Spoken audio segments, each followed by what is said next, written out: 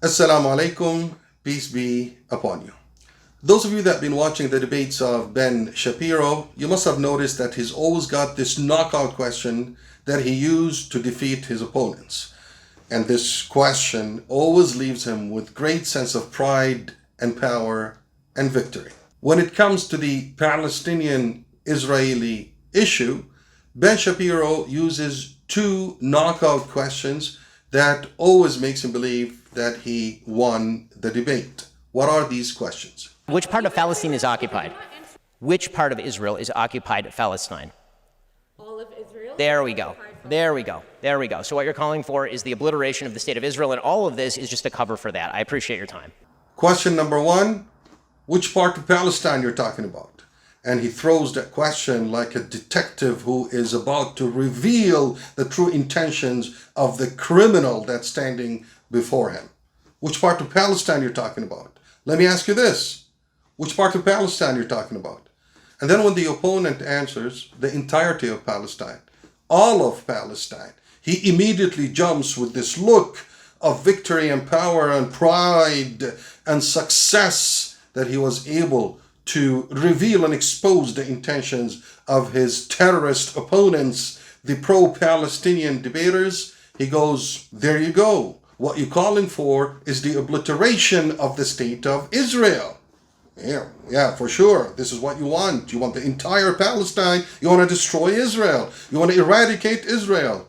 This is how he puts it in front of people to give that sense of success and sense of victory and sense of victimization.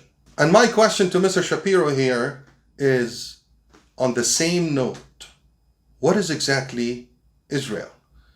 What are the borders of Israel? Is it Herzl's Jewish national home on any land that he can get? Argentina, Cyprus, Sinai, and finally Uganda, which was offered by the British and accepted by Herzl? Or the partition decided by the Peel Commission on parts of the British Mandate of Palestine that was equivocally accepted by Chaim Weizmann and David Ben-Gurion? Or is it the UN 1947 Jewish state? Or is it the Erdogan's terrorist groups Palestine on both sides of the Jordan River that includes now Palestine and Jordan? Or is it the revisionist, expansionist, Zionist, God-promised land from the Euphrates to the Nile River? Which one do you think is Israel? I would love to hear from Mr. Shapiro to tell us which Israel are you talking about? Because it seems like up to this date, Zionists haven't really agreed on the borders of Israel. Where does it start and where does it end? And my answer to Mr. Shapiro is, after 75 years of conflict, atrocities, bloodshed, disasters, destructions, let's go back to the drawing board. You know where was the drawing board? The drawing board was set by the British government, the British Mandate of Palestine, prior to the establishment of the State of Israel. Let's go back to the point after the collapse of the Ottoman Empire, where the British and the French sat down literally on the drawing board and they carved out all these countries. They made that decision. Why? Because they were the victorious. We agreed to go back to that point and let's sit down and discuss the part which is the west bank of the Jordan River, and let's talk about the state of Palestine set by the British Mandate of Palestine. Can this state be a democratic state that will have citizens as Muslims, Jews, and Christians? Everybody is welcomed. If you've been there for so long, let's sit down and let's talk about building a democratic state where all citizens have equal rights. Is there a problem with that? And if Mr. Shapiro thinks that this arrangement is no good because Arabs hate Jews and they want to kill Jews and they want to throw them in the Mediterranean and they want to get rid of them and they're not going to be able to coexist, let me remind you that the golden age of Jewish culture was in Spain under the rulership of the Muslims in Al-Andalus, living side by side with Muslims after being kicked out of the entirety of Europe, it was the Muslims that took in the Jewish people, respected the Jewish people, and gave them a chance to flourish and gave them a chance to grow. Jewish were generally accepted by society, and the Jewish religion, culture, and economic life blossomed in Al-Andalus. And that was between the 8th century and the 12th century for almost 400 years. And the second knockout question to Ben Shapiro's pro-Palestinian opponents will be, which part of Palestine is occupied?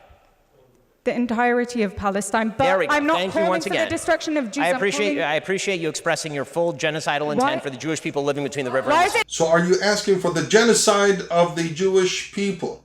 I appreciate your expression of full genocidal intent of the Jewish people living between the river and the sea. Do you want to commit the genocide? Do you want to kill the Jewish people? Well, Mr. Shapiro, let me ask you, who has committed the most atrocities and genocides against the Jewish people? Well, last time I checked, it was the Christian Europeans that did that. It wasn't the Muslims. And if you don't believe me, and I'm sure you won't, you're free to go and check, and it will tell you the following.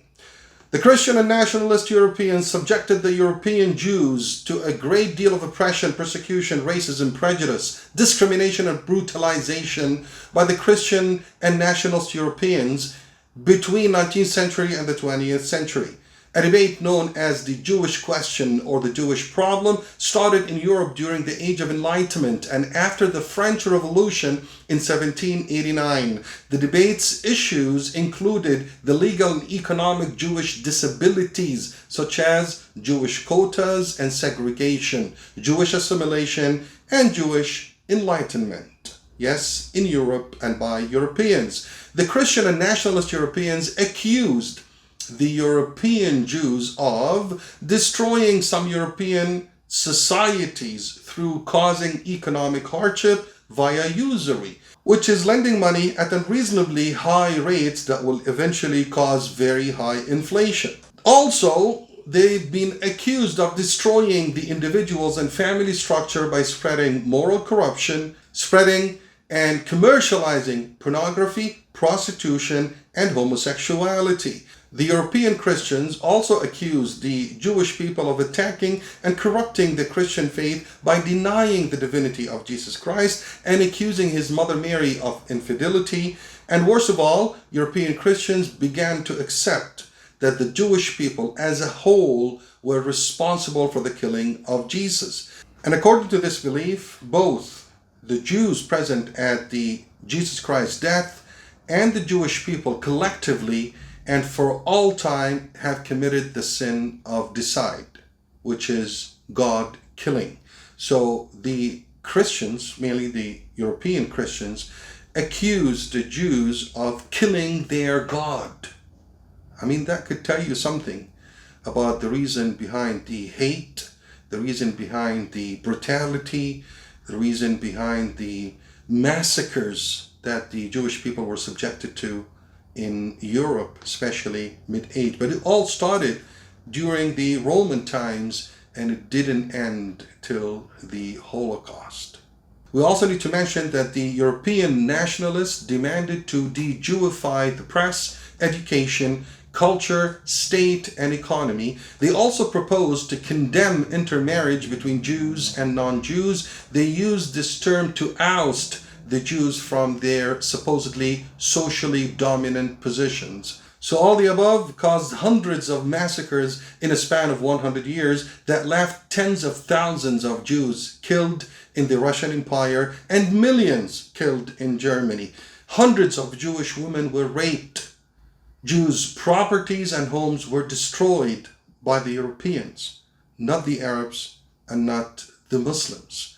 So Ben Shapiro, wake up and smell the coffee. Wake up and smell the Arabic coffee that you enjoy at McDonald's. And Mr. Shapiro, please don't forget, and I know that you know this, but please don't pretend to forget that the Arabs and Muslims have saved the Jewish people from many massacres throughout history.